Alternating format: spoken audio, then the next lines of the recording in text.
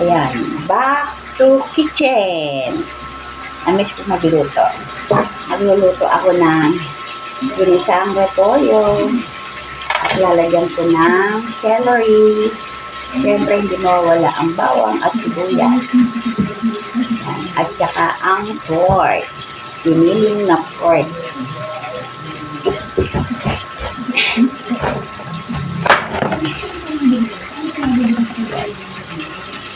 Gigisa ako ng repolyo.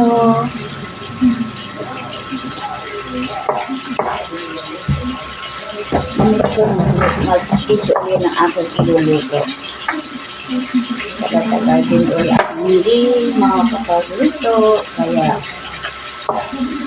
mag-igisa ako ngayon ng repolyo. Cabbage.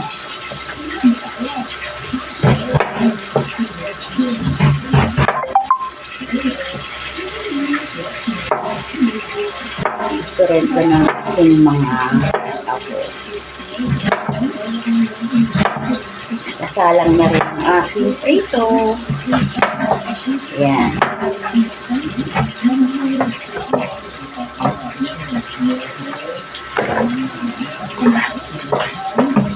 Hiding the picture. Matag.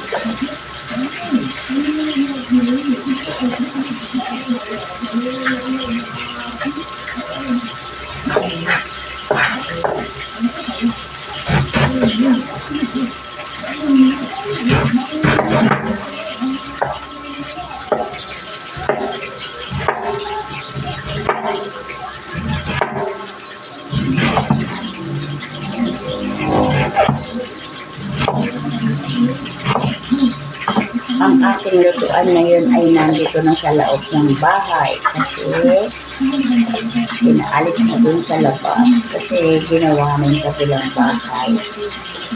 Kaya, ayan yung aking lutuan na yun.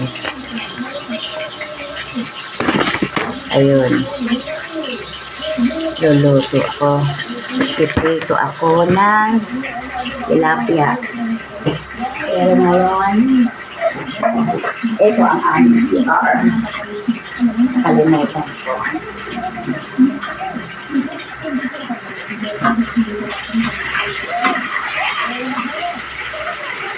Grabe pawis ko.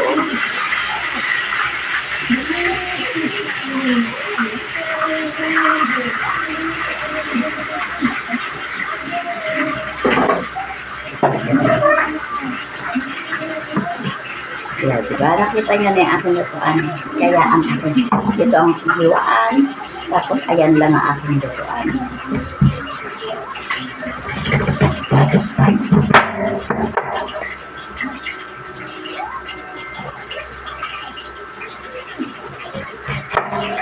Para pag-gising ng aking mga apo.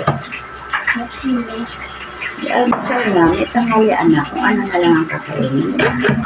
Kung gusto nila ng ulam sa tanghalian or almusal. Almusal. Ay, naku, hindi ko pala nailabas yung aking ano. Yung aking piniling.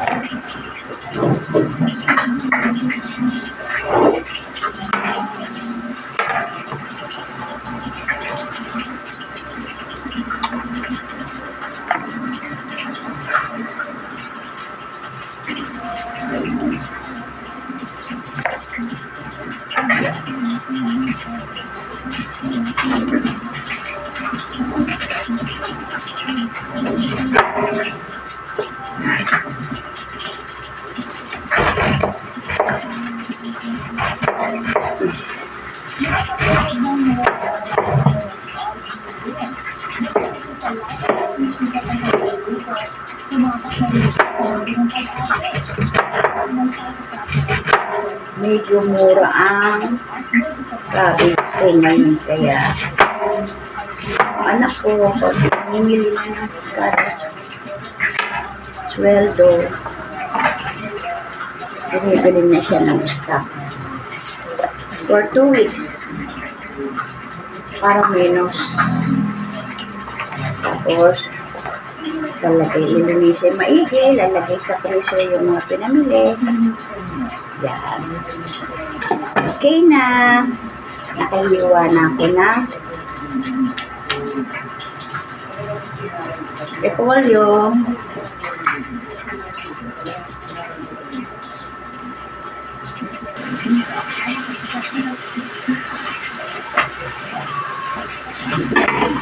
Ngayon, sibuyas naman ang aking hihiwain. Sibuyas, bawang.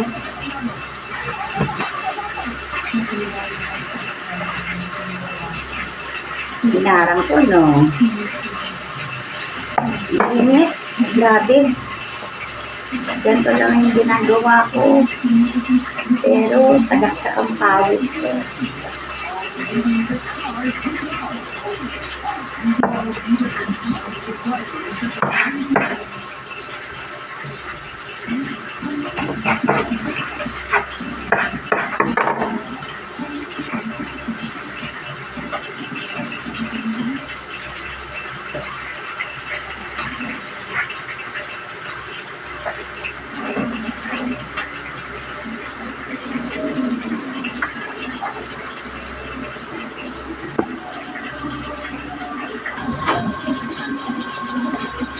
Ayan guys, ready na.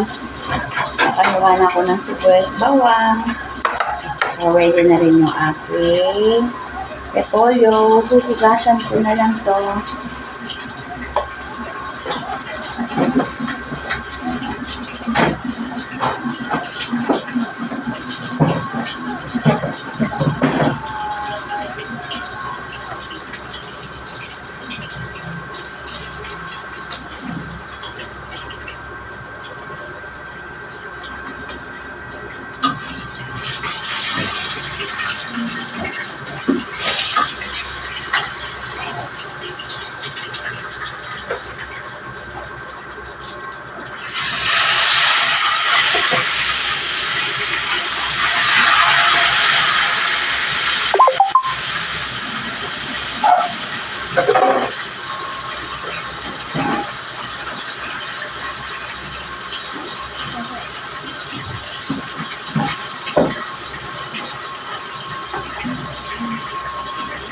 Yan.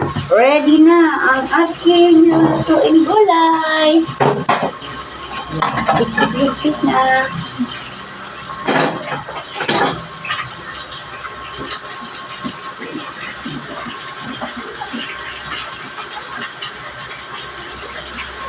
Kailangan pagkatapos mag-ready ng pangsahog, maghiwa ng gulay, kailangan linisin ang pinagawan.